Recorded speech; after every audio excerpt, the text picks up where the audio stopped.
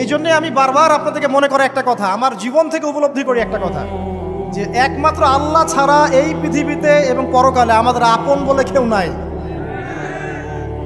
বাকি সবাই সবার স্বার্থের জন্য আছে। মানুষ মানুষের অবস্থানকেই মূল্যায়ন করে, মানুষ মানুষের অবস্থানকেই মূল্যায়ন করে। আল্লাহ রাব্বুল আলামিন আপনার ভিতরটাকে ভালোবাসেন।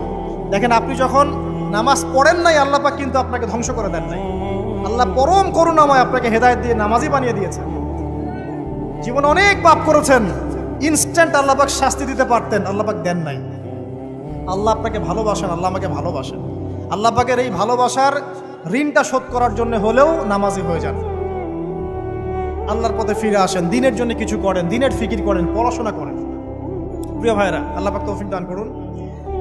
দেখুন, এই রিবা থেকে দূরে থাকার জন্য একটা হাদিস যথেষ্ট, যে 4 শ্রেণীর মানুষকে আল্লাহ